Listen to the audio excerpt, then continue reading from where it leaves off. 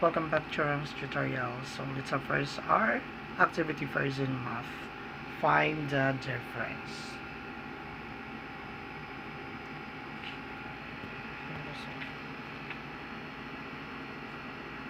Three. Okay, but you're going to start here, opo?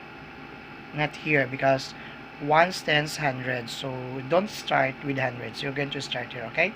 But next time you're going to start here, opo? Okay, come on, let's go. 6 minus 3 is 3, that's correct.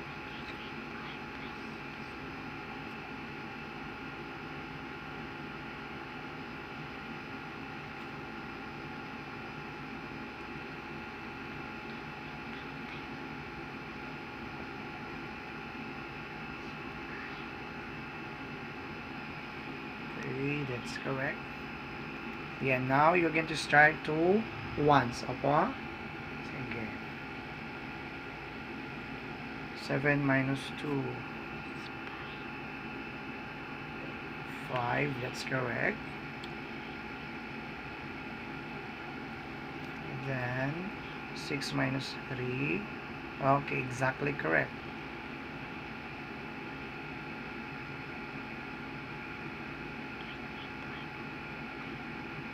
7 minus 5.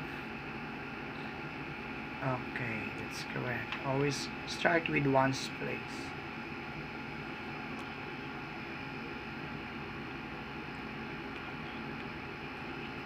6 minus 3, very good. Okay, so dyan po dapat mag-start always ones, then tens and hundreds because we are in hundreds. Find the difference. All you need to do is you need to subtract. So, mayroon na siya mag-minus, guys. Referring for June 16. So, 9 minus 5 is 4. That's correct. Next problem is 754 minus 323.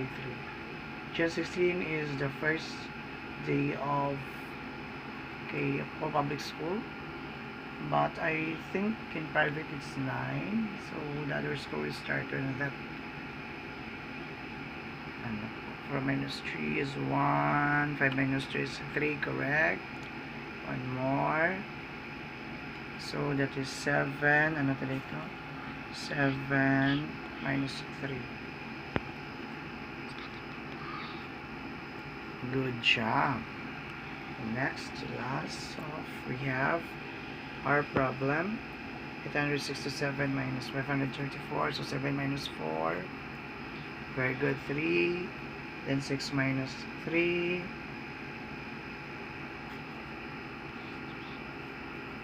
Good job. And last we have 8 minus 5.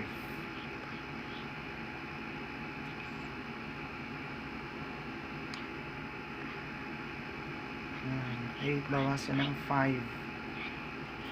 What is your answer? Wow, good job. All her answer is correct. Find the difference. Meaning to say, we need to subtract. Don't forget, guys, to like, share, and subscribe, and hit the notification bell icon so that you're updated on our latest video tutorial. Thank you for watching, guys. Ganyan lang po ang pagtuturo sa mga bata para mabilis silang matututo. Thank you. Bye.